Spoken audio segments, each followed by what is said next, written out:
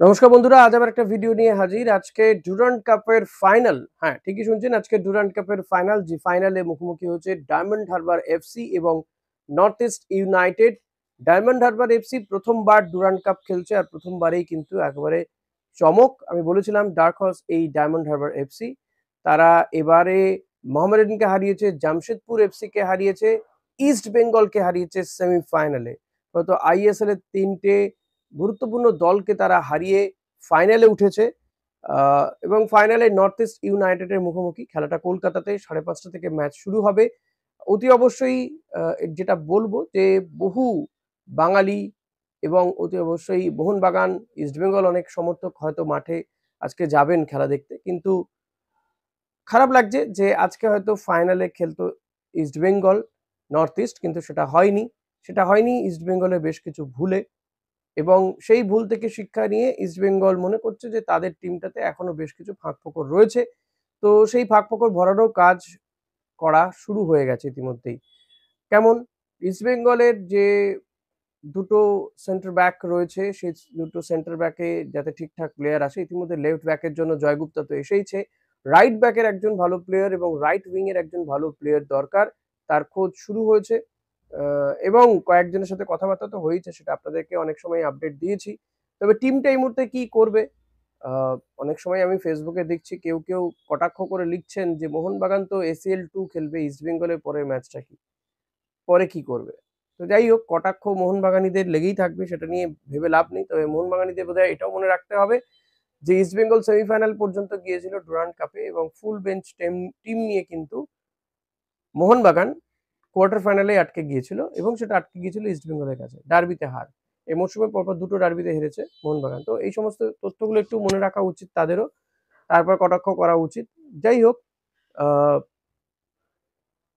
তো ইস্টবেঙ্গল কি করছে না, ইস্টবেঙ্গল এক সপ্তাহ ছুটি দিয়ে দেবে প্লেয়ারদেরকে। ইতিমধ্যেই ইস্টবেঙ্গল টিমের দুজন গুরুত্বপূর্ণ প্লেয়ার তারা জাতীয় ক্যাম্পে চলে গেছে, নাওরে মহেশ, জিকসন সিং এবং আনোয়ার আলী।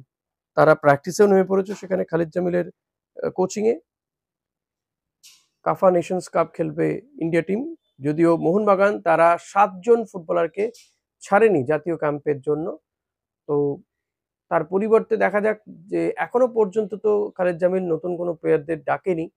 তো এই টিমের মধ্যে থেকে হয়তো ঝাড়াই বাছাই করে একটা 22 জন কি 26 জনের দল গঠন করবেন খালেদ জামিল কাফা নেশনস কাপের জন্য।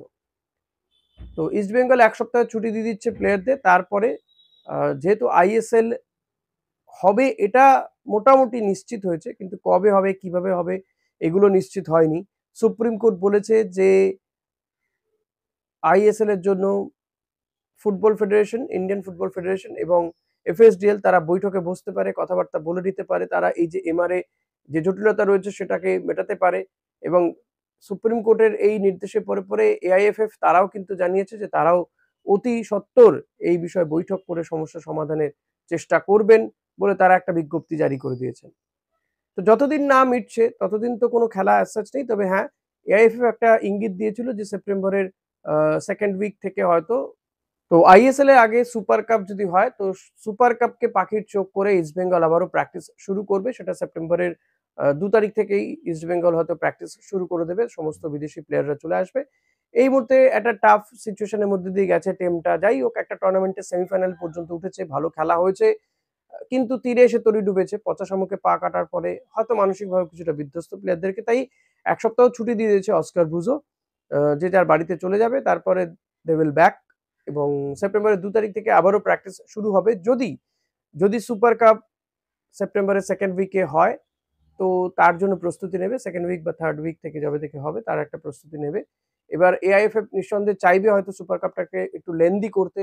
যেহেতু এই সুপার কাপ চ্যাম্পিয়ন, তারা কিন্তু আবারও আহ এএফসি খেলার একটা যোগ্যতা অর্জন করার জায়গা থাকে।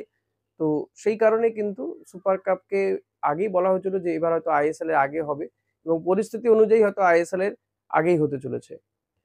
তো ইস্টবেঙ্গল তখন প্র্যাকটিস শুরু করবে, এবং ইন বিটুইন ইস্টবেঙ্গলের যে জায়গাগুলোতে প্রবলেম রয়েছে, এই রাইট ব্যাক, রাইট উইং, সেই প্লেয়ার খোঁজা হচ্ছে। রাইট উইং এর জন্য আবারও আহ, আব্দুল রব্বি, হায়দ্রাবাদের এই প্লেয়ারটি রব্বির কথা শোনা যাচ্ছে। তার সঙ্গে নাকি ইস্টবেঙ্গলের কথাবার্তা অনেক দূর হয়েছে। রব্বি তিনি নিজেও ইস্ট বেঙ্গলে বা কলকাতাতে খেলতে চান, যেহেতু একটা সময় মোহনবাগানও তাকে টার্গেট করেছিল, বাট মোহনবাগান এখন তার দিকে নেই। এখন ইস্ট বেঙ্গলে সে আসবে কিনা সেটা আরেকটু সময় গেলে বোঝা যাবে, যেহেতু খুব বেশি সময়ও নেই। ফলত এই 1-2 সপ্তাহের মানে আজকে ধরুন 23 তারিখ, তো নেক্সট উইকের মধ্যেই তো ঘোষণা করে দিতে হবে কে জয়েন করছে কি নয়া করছে।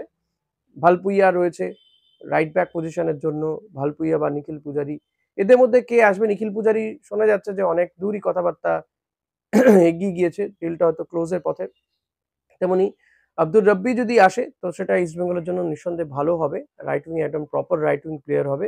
সেক্ষেত্রে হয়তো ইস্টবেঙ্গলকে একজন প্লেয়ারকে হায়দ্রাবাদকে দিতে হবে। সেটা এই মিউচুয়াল বা এই প্লেয়ার আদান প্রদানটা কিভাবে হবে, কে যাবে ইস্টবেঙ্গল থেকে, সেটা এখনো পর্যন্ত জানা যায়নি। তো যাই হোক, এখন ইস্টবেঙ্গলের জন্য এই জায়গাগুলোকে ভরাট করার প্রয়োজনীয়তা রয়েছে, এবং আমি আবারও বলবো যে ইস্টবেঙ্গলে একজন ভালো মানের গোলকিপারের প্রয়োজন রয়েছে। তেমন হলে দেবজিৎ মজুমদারকেই খেলানো হোক 1 নম্বর গোলকিপার হিসেবে। এটা আমার আবেদন থাকবে। আমি জানি না ইস্টবেঙ্গল কর্মকর্তারা আমার ভিডিও দেখেন কিনা। যদি দেখেন তো তাদের কাছে এই অনুরোধটা আমার থাকলো। এদিকে মেহতাব সিং তিনি মোহনবাগানে জয়েন করে গেছেন। অফিসিয়াল অ্যানাউন্সমেন্টও চলে এসছে।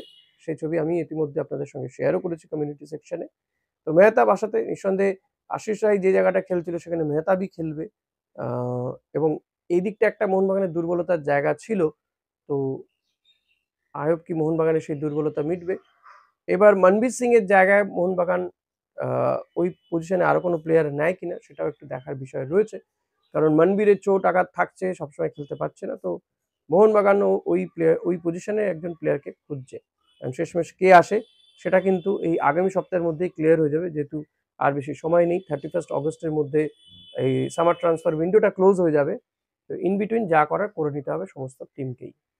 দেখা যাক শেষমেশ কি হয় এবং আইএসএল এর কি ভবিষ্যৎ হয়, কবে হবে আইএসএল, এই 28 তারিখের মধ্যে এফএসডিএল, এআইএফএফ তারা নিজেরা বৈঠকে বসে ঠিক করে ফেলতে পারে কিনা সেটা নজর রাখতে হবে। অবশ্যই আপনাদের নজর রাখতে হবে আমার এই চ্যানেলটা ভালো লাগলে, ভিডিওটা ভালো লাগলে লাইক কমেন্ট শেয়ার করবেন, চ্যানেলে নতুন হলে সাবস্ক্রাইব করে নেবেন। Thank you.